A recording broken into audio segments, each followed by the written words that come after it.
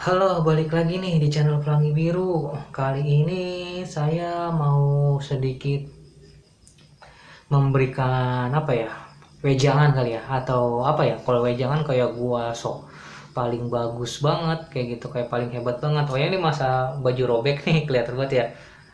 Hari panas banget coy. Gonta-ganti baju mulu gua. Ya gua kadang pakai baju yang tipis aja kayak gitu. Sobek-sobek tuh.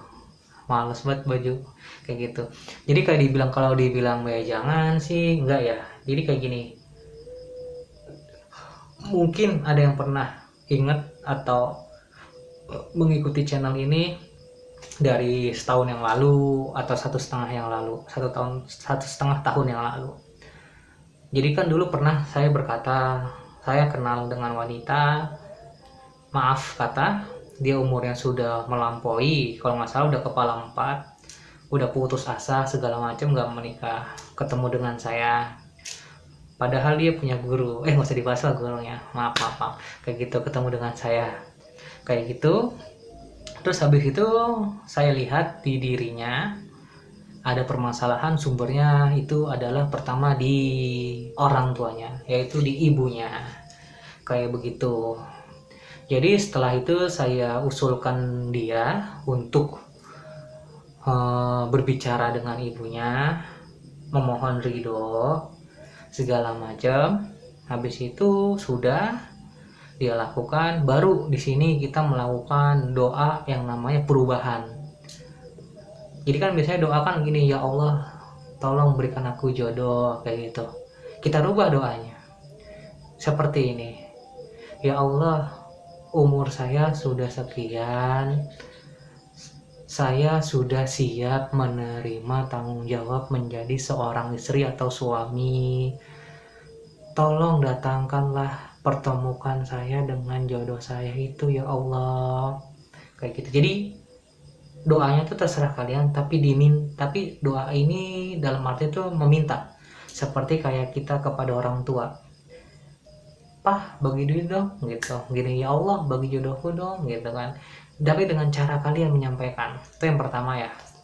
Yang kedua yang di sini saya mau sharing lagi, banyak zaman sekarang itu manusia tapi energinya itu energi setan kayak gitu. Gimana ya saya ngebahasnya, jadi ginilah, banyak di zaman sekarang itu adalah yang masih muda-muda udah kena penyakit stroke, ginjal emah atau apapun kayak gitu. Sebenarnya sih ini udah ada yang ngebahas kayak gini, misalkan kita sakit mah, dilihat dulu perkaranya apa, permasalahannya apa. Kalau yang sekarang saya alamin, bukan gua yang alamin ya, sorry bukan saya tapi ada orang, jadi itu dia melakukan kecurangan terhadap karyawannya, berbohong lah, karyawannya tuh gajinya ditahan segala macam. Habis itu nggak lama dia kehilangan dari nominal 10 kali lipat dari yang gaji kayak itu, yang dari karyawannya itu. Terus ada lagi yang dia menunda pembayaran, akhirnya uang sebesar hampir 500 juta itu ya kerugian raib gitu aja, karena ulah dia sendiri kayak gitu. Terus ada lagi yang misalkan kayak stroke yang tadi saya bilang ya, itu tuh kebanyakan itu dari kayak apa ya,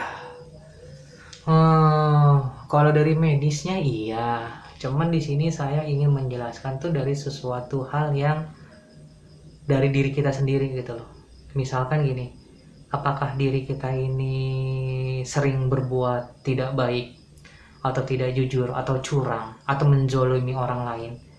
Itu ketika kita menzolimi orang lain itu kan akan merasa tersakiti, dia akan mendoakan atau merasa apa ya, emosi itu jadi sebuah energi di mana itu akan meluap dan menyerang si jalimin yang menjalimin ini gitu.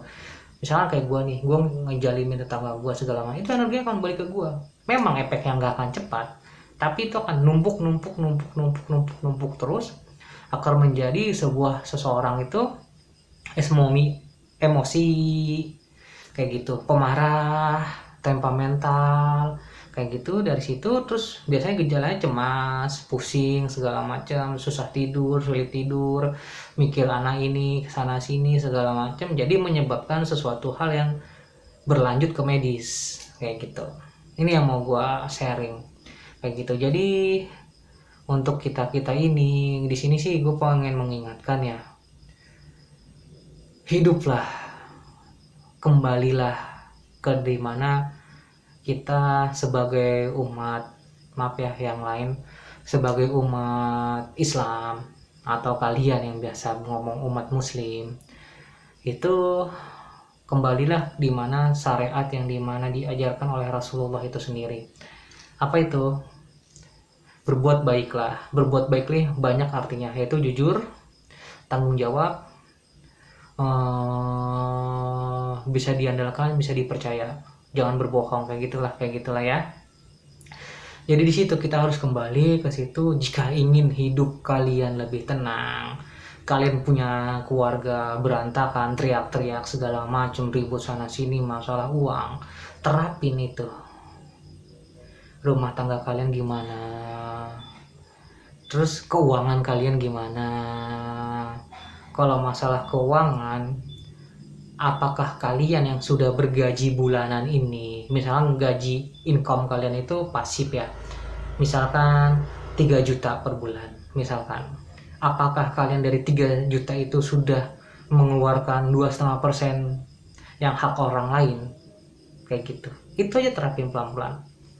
Kalau kalian mempunyai keuangan lebih, misalkan gaji kalian 10 juta per bulan, kalian bisa menabung misalkan 5 juta atau 7 juta atau berapapun, itu alokasikan atau keluarkan kira-kira sehari itu 2.000 aja gitu loh. Dari yang sebulan itu 10 juta, 2,5% yang kalian sudah keluarkan, sehari-hari itu keluarkan aja 2.000, kasih ke orang, atau 2.000 kalian beli permen kasih ke anak kecil gitu loh. Jadi ini nggak memandang kita harus mengasih ke orang yang maaf, yang sulit, atau yang meminta-minta atau apa gitu, kita kasih aja random. Kuncinya adalah ikhlas.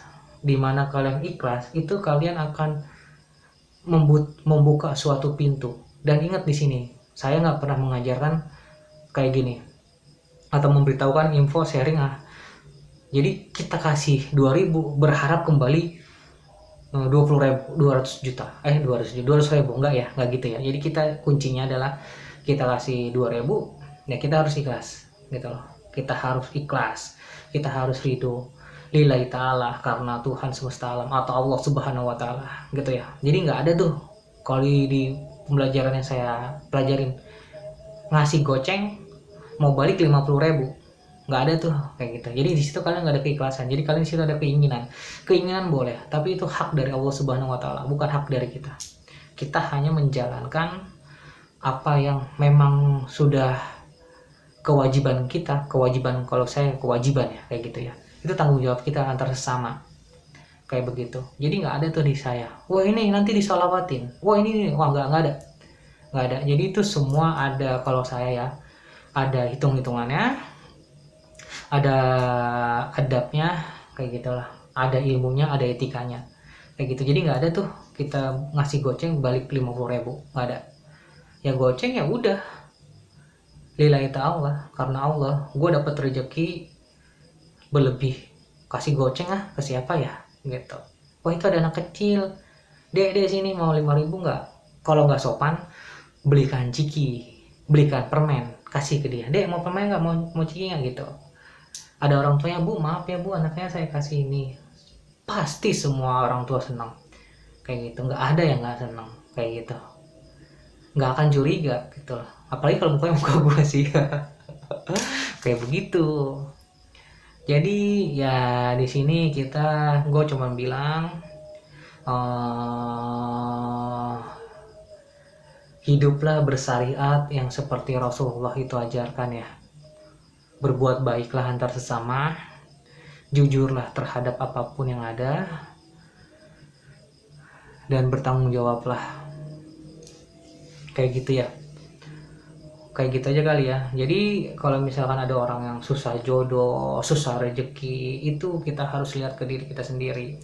Apa yang kita lakukan, apakah kita ke orang tua sudah benar, apakah doa kita sudah benar, apakah tingkah laku kita sudah benar. Jangankan itu ya, apa ya, gini-gini, tingkah laku tuh seperti ini, suka ngomongin orang, suka jelekin orang, suka nilep duit tuh, kayak gitu, kayak begitu. Jadi jangan sesuatu hal yang bukan hak kita ambil, gitu aja. Malahan seharusnya ada sesuatu hak orang, kita berikan haknya, kayak begitu.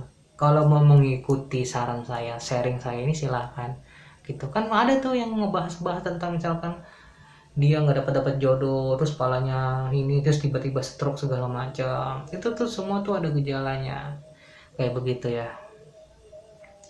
Saya cuma bisa ngomong, setiap manusia itu memiliki energi murni. Energi murni itu kalau bahasa Indonesianya adalah kesucian. Kesucian seperti bayi dari lahir. Bayi dari lahir naik ke balita, naik lagi ke apa namanya, gue nggak tahu lah ya, naik lagi. Itu dia akan belajar dulu dari orang tuanya. Ketika orang tuanya sudah mengajarkan dia kebohongan, mengajarkan dia sesuatu hal yang apa, itu nanti dia tanggung jawab orang tuanya, gitu kan. Sampai dia besar segala macam, ya itu udah hilang energi murninya, karena dia sudah berbohong. Tapi dia belum akan hilang sih sebelum dia menyadari, oh gue salah, tapi gue harus berbohong menutupi kesalahan gue ini.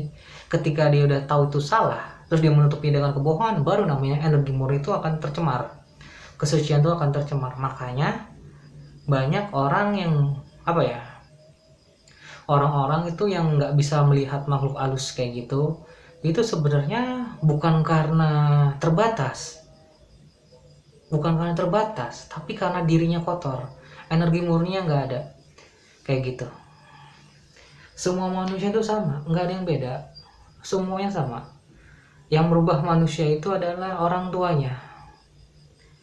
Orang tuanya menulis tinta ke apa ke anaknya, ya akan jadi seperti itu, gitu loh. Jadi perilaku anak adalah perilaku orang tuanya sebenarnya. Tapi ada juga di mana yang buah itu jatuh dari jatuh jauh dari pohonnya, gitu loh. Itu jauh ada. Itu kalau anak itu memang udah anak spesial ya. Kalau biasa orang bilang, biasanya anak indigo itu masuk. Jadi misalkan orang tuanya itu pemabok, ya segala macam merusuh, tapi anaknya tiba-tiba tuh alim. Itu sesuatu hal yang memang udah kodratnya. Kodrat iradat itu udah nggak bisa dirubah. Itu memang udah kayak dari sananya lah. Gue nggak ngerti lah, pokoknya dari sananya gitu. Itu memang ada yang seperti itu. Tapi kebanyakan 80% itu dari orang tuanya, kayak begitu. Makanya kalau dibilang anak indigo itu banyak, gue nggak setuju. Dia anak indigo itu sangat sedikit. Anak indigo, anak kristal, anak bintang, anak apa, anak pelangi, anak gold, anak apalah itu, gue nggak setuju kalau banyak. Jadi ketika orang baru bisa melihat setan, melihat hantu, itu dibilang, wah anak indigo nih. Weh, nanti dulu bro, anak indigo nggak cuma lihat hantu doang, kayak gitu, banyak kelebihan lainnya gitu. Terus anak indigo ngobrol sama jin gitu. Weh, anak indigo nggak cuma ngobrol sama jin doang, kayak gitu, banyak lah kayak gitu. Sebenarnya sih ya udahlah, gitu aja kali ya. Gue juga mau nonton. Jam berapa sekarang? Jam 8. Kayak begitu kali ya. Ya kurang lebih gitu aja kali sharingnya. Mohon maaf jika ada salah kata dan sok tahu. Tapi kalian kalau ada yang mau menerapkan ya silahkan. Karena ini sudah beberapa orang itu udah gue terapkan seperti itu, dan alhamdulillah berjalan dengan baik. Nggak tahu kalau sekarang ya, karena orang-orang yang tadinya dulu gue dampingi sudah mendapatkan hasilnya, bertingkah lagi gitu loh, belok gitu, ya udah gue lepas tangan, gue tinggalkan. Silahkanlah cari guru yang menurut kalian sepandangan, seirama kalian, pemikiran kalian, silahkan, karena mau gue beda jauh. Kayak misalkan ada orang ngomong, wah ini nanti disolawatin aja nih, oh sorry gue jauh ya kayak gitu. Nggak, salawat bukan untuk kayak begitu, maaf ya, salawat bukan untuk kayak begitu. Ini kalau pandangan gue ya, ini nanti sholawatin aja segala macam. Ya lu kalau mau itu usaha gitu loh. Itu kalau gue, lu mau itu ya lu usaha. Lu mau mobil ya lu usaha, gimana caranya lu bisa dapat mobil itu, kayak gitu. Kalau belum mampu, cari caranya, wujudkan menjadi nyata, wujudkan menjadi lu milik lu gitu loh. Jangan salawatin gitu loh. Mirip kayak dukun gak sih kalau kayak gitu? Kayak gitu ya. Jadi banyak hal-hal yang kayak gitu gue nggak cocok gitu ya, kayak gitu ya. Ya balik lagi sih, kalau kayak gitu jatuhnya minta kepada Allah. Nah Allah ini udah mempercayakan nggak tanggung jawabnya itu ke lu. Kalau beliau nggak percaya ya gimana.